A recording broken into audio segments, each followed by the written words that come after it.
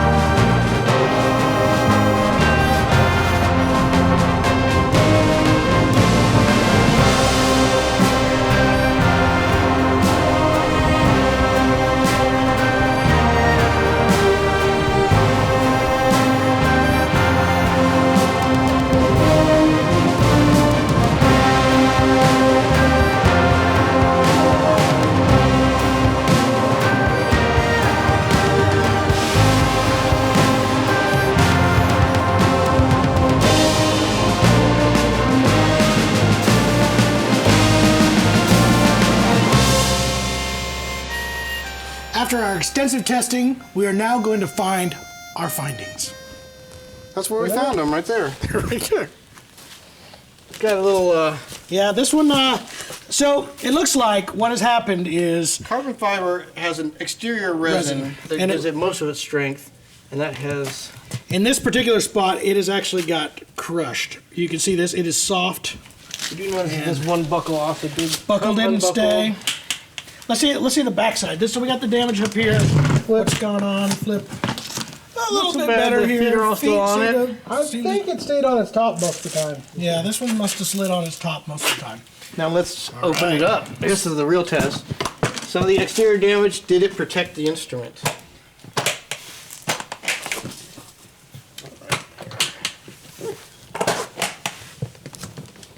It's not wanting to open it. We got one more, that's why. The banjo is intact. No physical major damage. But I did notice we're getting a bit of stability issues in the case itself.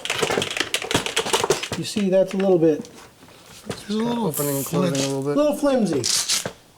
So, we might have damaged the structural integrity of this case. But the banjo survived. Next! Now let's check out the Calton case. Calton is a fiberglass resin case as opposed to carbon fiber. So it does have some damage on it, but because it goes all the way through. Looks like some chips. Upper part where it got hit. Actually, still, that's just mud. A few little tiny chips in here. Let's check the bottom as well. That's not mud, by the way. We do have a little bit of damage on this upper end here. But again, firm. Fiberglass goes all the way through, so it's a little bit more. Not as soft in that particular area. And what is also nice is that it looks like all the buckles were staying, and that makes sense due to these bumpers that hold it in place. So let's go ahead and try to open it up. Did we get them all? Yep. And here we have a banjo. It has survived. I see no major damage here. We should tune them first. It's not in tune. They weren't in tune when we put them in there. Oh, well, that would definitely make sense. We might have knocked some fuzz off on these cases. Yeah, it definitely did that. There's a little bit of blue fur up here in the strings. But overall, I would say this one survived pretty well. Now, as far as our structure, looks like it's still all, yeah, it's very, a little soft right in here, but overall very firm. So in the end, I think both cases did their job. They protected the instrument, but the question is, the Hoffee took a little more damage. Will it take more damage and still protect the instrument? That is a question we plan to answer. Absolutely.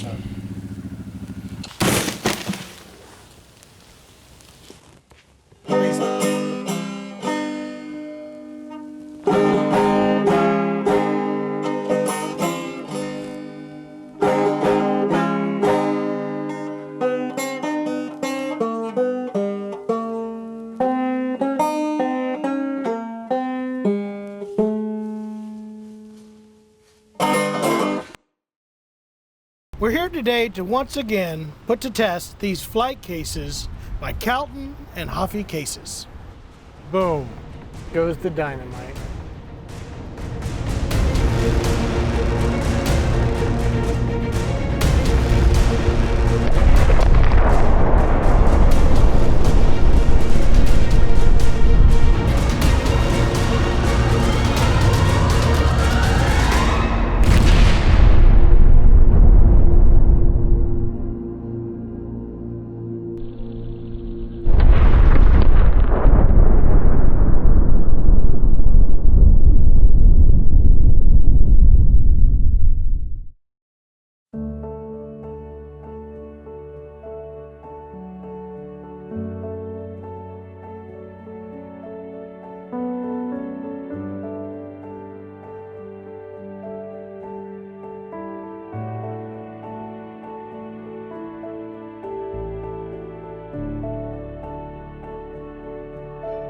It's one small step for man, one giant leap for mankind.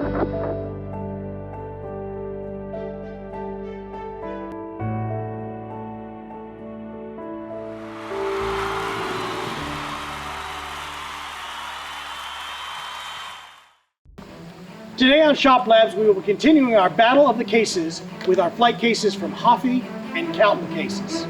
Today we'll be discovering how well they do in water resistance and buoyancy.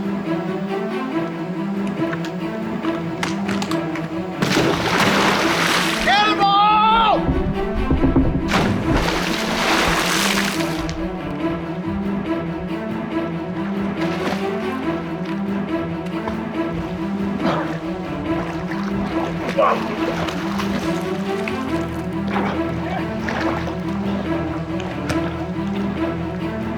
Oh! Oh God! Okay. Okay. Here we go!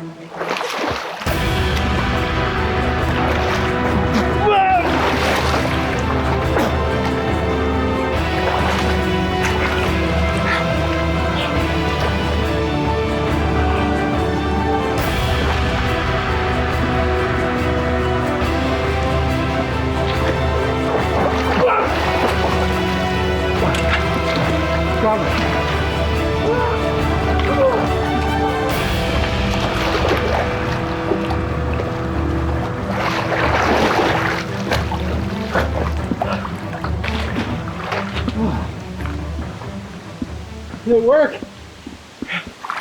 There's a flotation.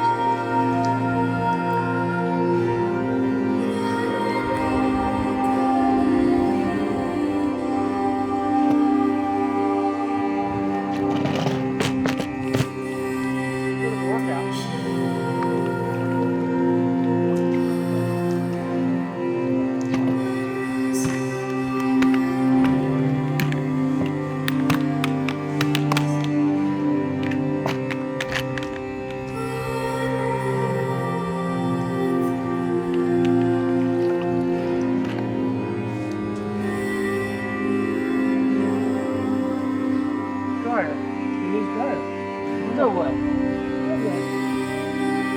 Less water. That pocket is